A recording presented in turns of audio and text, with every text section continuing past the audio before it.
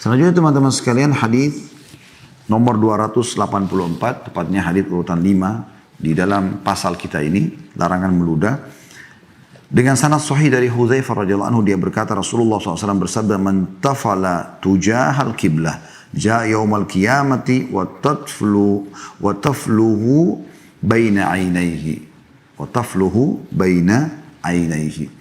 Artinya barang siapa yang meludah ke arah kiblat, baik sholat atau di luar sholat, maka dia datang pada hari kiamat sementara ludahnya di antara kedua matanya. Hadis ini diriwayatkan oleh Abu Dawud, Ibnu Khuzaimah, Ibnu Hibban, dan mereka berdua menilainya sahih, maksudnya Ibnu Khuzaimah dan Ibnu Hibban rahimahumullah. Hadis ini teman-teman sekalian memberikan pelajaran juga kepada kita bagaimana ancaman yang sangat berat ya bagi orang yang meludah dan tidak taubat di sini. Nanti kan kita jelaskan di hadis setelahnya, taubatnya adalah Anda harus bersihkan itu. Tidak boleh Anda biarkan, oh ada kan marbotnya, biarin marbot yang bersihkan. Enggak. Anda kalau kotori masjid, taubatnya, terutama masalah ludah ya, Anda bersihkan itu. Jadi enggak boleh kita biarkan. Kalau tidak sempat taubat, maka pada hari kiamat, naudzubillah, ludahnya didatangkan, ditaruh di antara matanya dia. Penghinaan, sebagai bentuk penghinaan buat dia tentunya. Tidak ada seseorang antara kita yang meludah kemudian dia mau taruh di wajahnya. Ya, dia sendiri merasa jijik dengan itu. Maka pada hari kiamat, Allahu a'lam berapa ribu tahun dia berdiri di mahsyar, akan didatangkan sementara ludahnya ada di situ dan orang semua melihat. Ini pelajaran yang kita ambil adalah bagaimana beratnya siksaan bagi orang yang meludah di masjid dan tidak taubat, dan nanti menandakan meludah di masjid ke arah kiblat adalah dosa besar. Bagian daripada dosa. Karena hukumannya ada. Ya, membedakan antara dosa kecil sama dosa besar adalah kalau dosa besar kata Imam Adz-Dzahabi rahimahullah itu kalau diikuti dengan ancaman hukuman. Ya, kalau dosa kecil hanya sekedar diberikan peringatan. Begitu juga dengan hadis selanjutnya 285 urutan 6 dalam pasal kita ini dengan sanad sahih dari Ibnu Umar radhiyallahu anhu, dia berkata Rasulullah SAW bersabda, "Yub'atsu sahibun nukhamati fil qiblati yaumal qiyamah wa hiya fi wajhihi." Pada hari kiamat orang yang meludah di arah kiblat dibangkitkan sementara ludahnya di depan wajahnya. Diriwayatkan oleh Al-Bazzar, Ibnu Khuzaimah dalam sahihnya. Jadi ini menandakan teman-teman sekalian berarti memang ya dia dosa gitu. Dan kalau tidak sempat taubat maka otomatis ya nanti Allah akan datangkan ludah itu di wajahnya. Dan tadi saya sudah bahasakan ini tentunya ya terjadi pada saat dibangkitkan hari kiamat. Ini belum masuk siksaan di di neraka.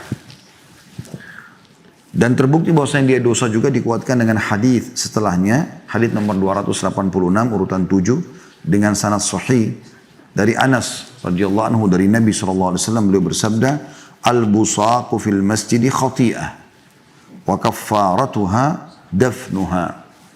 Meludah di masjid adalah kesalahan dan penebusnya adalah menguburnya. Hadis Bukhari, Muslim, Abu Dawud, Tirmidzi dan An-Nasai. Jadi saya sudah bilang, jadi bukan cuma bertobat dan istighfar kepada Allah, tapi memang harus dia bertanggung jawab membersihkan itu. Ya, dan ingat pelajaran kita pada Jumat yang lalu, Ibnu Khuzaimah rahimahullah di hadis nomor 282 mengingatkan, apapun bahkan yang bisa mengganggu, ya, maka itu tentunya ya akan dilarang, terutama mengarah kiblat ya. Apapun sifatnya yang kurang sopan lah kepada Allah Subhanahu wa ta'ala. Di dalam hadis yang setelahnya juga mirip itu ya. 287 urutan 8 dalam pasal kita, hadis hasan sahih dari Abu Umamah radhiyallahu anhu, dia berkata Rasulullah SAW bersabda, "At-taflu fil masjidi sayyi'atun wa dafnuhu hasanah." Meludah di masjid adalah keburukan, dosa. Khati'ah sebenarnya dosa ya. Terjemahan di sini ditulis keburukan. Sebenarnya sayyi'ah itu artinya dosa. Dan menguburnya, menutupnya, membersihkannya adalah kebaikan. Hadis riwayat Ahmad. Tentu hadis ini sanadnya hasan sahih. Jadi hadis ini kita lihat bagaimana ya dari hadis-hadis yang sudah kita bacakan ini, bagaimana memang meludah di masjid itu terutama di arah kiblat ya. Masuk dalamnya juga ke arah sebelah kanan baik sholat atau terutama dalam sholat ya, atau di luar sholat pun meludah ke arah kiblat, maka itu dosa ya, kecuali dia memang membersihkannya. Itu dosa dan dia harus membersihkannya. Hadis selanjutnya 288 urutan 9 sahih di ghairihi, ini saya langsung baca karena agak mirip satu sama yang lain ya. Dari Abu Sahal As-Sa'ib bin Khallad radhiyallahu anhu, sahabat Nabi SAW, anna rajulan amma qauman fabasaqa fil qiblah wa Rasulullah SAW yandur, faqala Rasulullah SAW hina faraq la yusalli lakum hadha, فأراد بعد ذلك أن يصلي لهم فمنعوه وأخبروه بقول رسول الله صلى الله عليه وسلم فذكر ذلك لرسول الله صلى الله عليه وسلم فقال نعم وحسبت أنه قال إنك آذيت الله ورسوله. Bahwa seorang laki-laki sempat menjadi imam bagi satu kaum. Kaum ini biasanya 3 orang lebih ya. Lalu suatu kali dia meludah ke arah kiblat. Sedangkan Rasulullah SAW melihatnya. Maka ketika selesai sholat, Rasulullah SAW bersabda, orang ini jangan sampai sholat menjadi imam lagi untuk kalian. Setelah itu orang tersebut hendak menjadi imam bagi mereka, tetapi mereka menolaknya dan menyampaikan sabda Rasulullah SAW kepadanya. Lalu hal itu diceritakan kepada Rasulullah SAW, beliau bersabda, iya, dan menurut beliau, sesungguhnya kamu telah menyakiti Allah dan Rasulnya. Hadis ini riwayat Abu Dawud dan juga Ibnu Hibban. Teman-teman sekalian, hadis ini memberikan pelajaran kepada kita tentang masalah besarnya dosa orang yang sengaja meludah ke arah kiblat. Ya. Baik dalam sholat, ya, terutama dalam sholat ya. Kalau di luar sholat tentu dalam masjid. Ya. Karena ada hubungannya juga dengan masjid ya. Jadi kalau seakan-akan ada makna di sini, kalau di luar masjid, ya, tetap jaga adabnya ke sebelah kiri. Tapi kalau anda misalnya tidak tahu arah kiblat di mana, lalu anda meludah dan anda menggunakan wadah, mungkin masih berbeda. Tapi dalam masjid dan di luar, dalam sholat ini luar biasa ancamannya. Ya. Sampai terjadi dalam hadits ini adalah pelajaran yang bisa kita ambil, bahwasanya ada seseorang yang sempat mengimami satu kaum.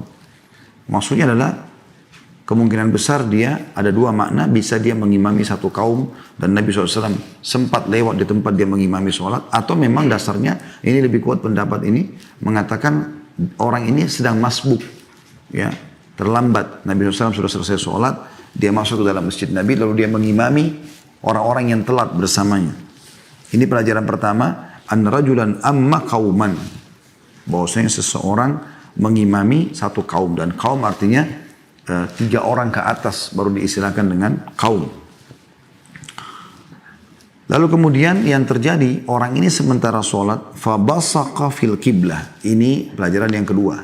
Yang terjadi, si imam ini meludah ke arah kiblat sementara sholat. Ya. Ada banyak kemungkinan besar tentu yang dia masih bodoh, belum tahu hukumnya.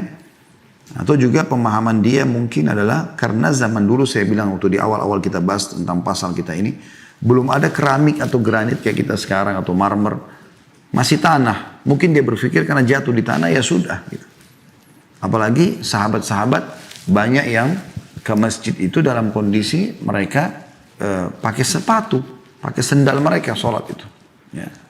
Mereka tidak membukanya sementara sholat. Maka mungkin pikiran dia kalau diinjak maka akan tertanam dengan tanah, dan mungkin beberapa saat dia akan hilang dengan angin gitu kan. Jadi dia seperti menganggap begitu. Bisa karena kebodohannya atau memang karena masalah ini ya tadi yang saya katakan. Potongan ketiga, wa Rasulullah SAW yandur, dan Nabi SAW melihatnya. Nah ini tadi pendapat sebagian ulama yang mengatakan terbukti berarti dia masbuk, dan Nabi SAW melihat gitu. Nabi SAW melihatnya. Jadi di masjid Nabi terjadi ini. Pelajaran keempat, faqala Rasulullah SAW hina faraq. Dan Nabi SAW atau Rasulullah SAW bersabda setelah ia selesai, maksudnya selesai menjadi imam. Karena sementara sholat gak mungkin ditegur. Setelah sholat Nabi SAW berkata ya, kepada orang-orang yang pada saat itu sholat bersamanya. Jadi setelah sholat kemudian dia berzikir gitu kan. Oleh Nabi SAW dibiarkan. Setelah itu rupanya orang ini sempat keluar dari masjid. Belum sempat mendengarkan peringatan Nabi SAW. Yang tersisa adalah orang yang sholat bersamanya. Tapi pelajaran di sini adalah Nabi SAW menegur mereka setelah selesai sholat. Potongan yang selanjutnya, yang keempat ya. La yusalli.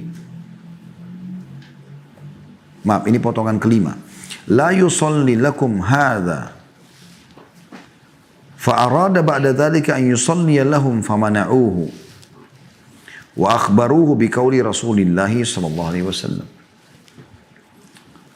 Maka Nabi SAW bilang kepada makmumnya yang tersisa tadi yang masbuk bersama dia, karena orang ini sudah keluar dari masjid, jangan lagi orang ini mengimami kalian. Satu waktu kalau kalian masbuk pun, atau sholat di mana satu tempat pun, jangan sampai dia imami lagi kalian. Maka terjadi suatu waktu, mereka masbuk lagi, dan orang ini mau mengimami mereka. Maka dilarang oleh kaumnya, oleh orang yang sedang masbuk. Jangan lagi kau jadi imam buat kami. Lalu dia bertanya, kenapa? Apa salahnya? Maka mereka pun, makmum-makmum ini memberitahukan tentang sabda Nabi SAW. Lalu yang terjadi apa? Gitu kan? Di sini kita ambil pelajarannya di sini, ya, bahwa Nabi SAW menyampaikan kepada makmumnya jangan lagi orang yang jadi imam. Artinya karena perbuatan dia tadi. Ya. Coba seandainya orang ini tidak buru-buru keluar, ya, mungkin dia akan dengarkan pendekatan Nabi atau dia bertanya dulu, boleh nggak saya kalau sholat meludah ke arah kiblat, itu akan lebih baik bagi dia. Karena dia tidak bertanya, dia langsung keluar, maka Nabi SAW ingatkan langsung makmumnya, jangan sampai ini orang jadi imam lagi. Ternyata pada saat itu, pernah sekali lagi mereka masbuk, lalu orang ini mau jadi imam, Nabi SAW atau para makmum menahan dia, kemudian Nabi SAW, baru mereka menyampaikan apa yang Nabi SAW sampaikan. Nabi yang larang kami menjadikan kau sebagai imam. Nah, kemudian akhirnya orang itu datang kepada Nabi SAW di penutupan hadis, ya, lalu bertanya sendiri. Maka Nabi pun SAW mengatakan, ya innaka adaitallaha wa rasulah. Karena kau sudah menyakiti Allah dan Rasulnya.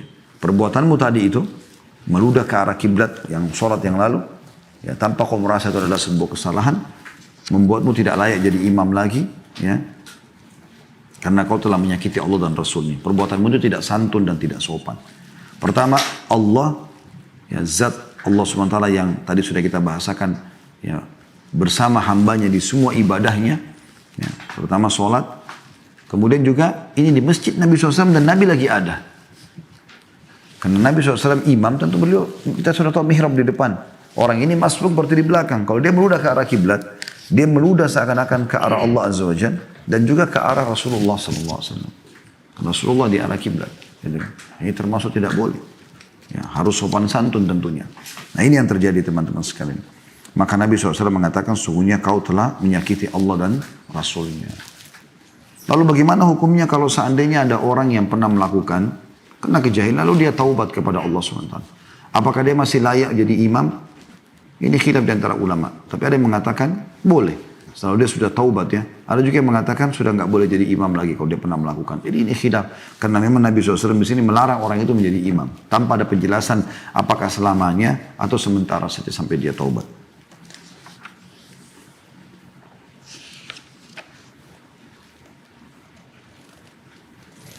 Kita masuk selanjutnya teman-teman sekalian. Dan kita akan tutup dengan ini tentunya. Yaitu hadis nomor 289. Dan ini urutan 10. Hasan Sahih dari Abdullah bin Umar radhiyallahu anhu. Beliau berkata, amal Rasulullah SAW rajulan yusalli bin nasi dhuhr. Fatafala fil kiblati wa huwa yusalli lin nas. Falamma kanat salatul asr arsala ila akhar fa ashfaqa ar-rajul al-awwal faja'a ila an-nabi SAW faqala ya Rasulullah a'unzila fi shay' qala la walakinnaka tafalta baina yadayk wa anta qa'imun ta'ummun nas fa'adzaita Allah wal malaikah. Artinya Rasulullah SAW memerintahkan seseorang laki-laki agar menjadi imam pada saat sholat duhur. Pada waktu dia sholat mengimami orang-orang, dia meludah ke arah kiblat. Ketika sholat asar, beliau SAW memerintahkan orang lain. Maka laki-laki tersebut merasakan ada sesuatu. Kenapa kok tiba-tiba dia sudah tidak boleh jadi imam lagi? Lalu dia datang kepada Nabi SAW dan bertanya, ya Rasulullah, apakah ada sesuatu yang diturunkan tentangku? Ada wahyu nggak yang turun menegurku gitu? Maka Rasulullah SAW mengatakan tidak. Akan tetapi kau telah meludah di depanmu, sedangkan kau berdiri mengimami orang-orang. Maka kau telah menyakiti Allah dan para malaikat. Hadis riwayatkan At-Tabarani dalam Mu'jamul Kabir dengan sanad baik atau jayyid, namun disebutkan oleh Albani rahimahullah dengan sanad hasan sahih.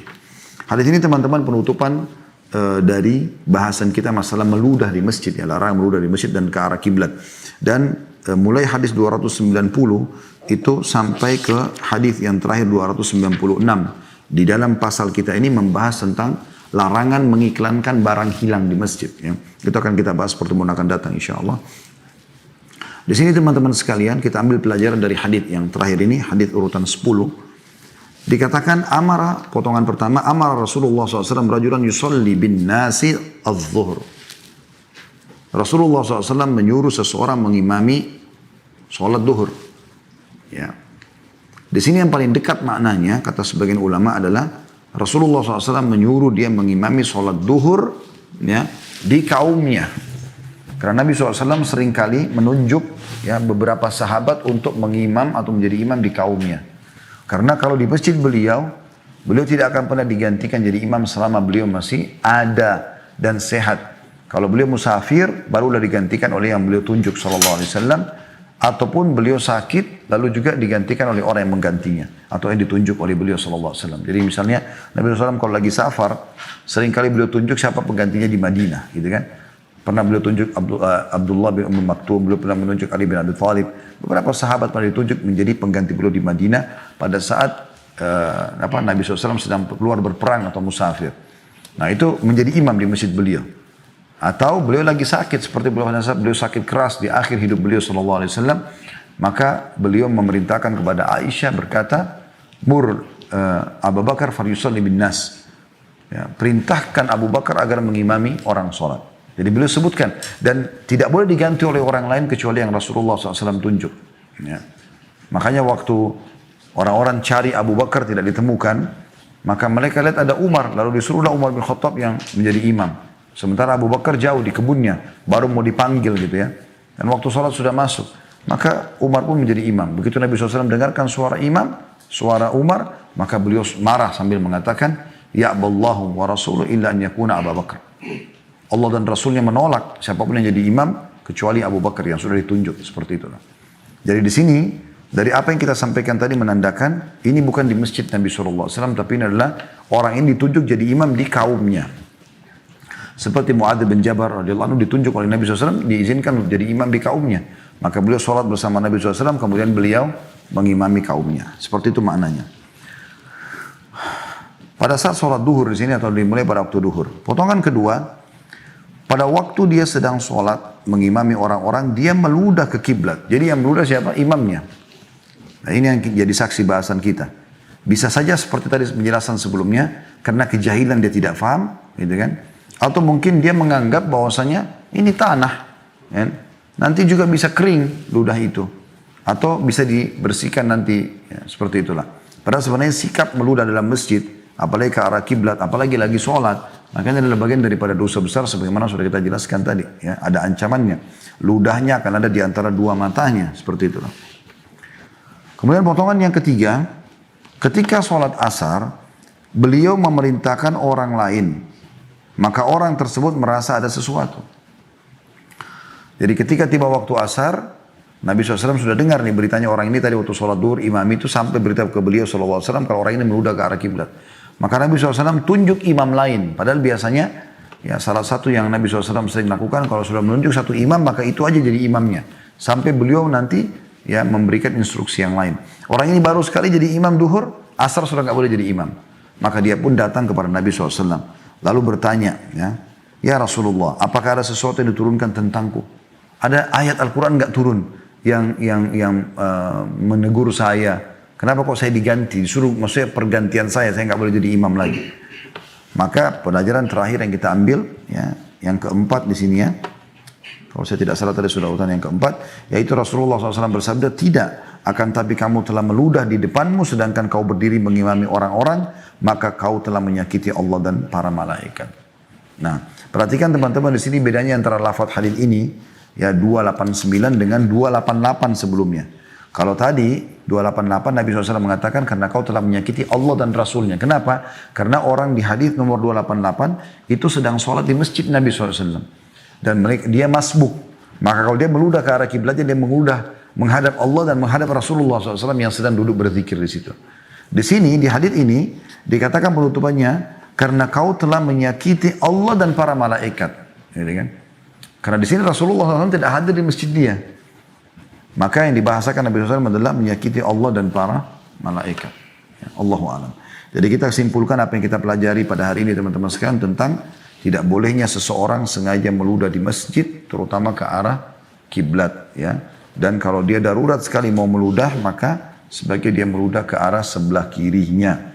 Dan juga menggunakan wadah.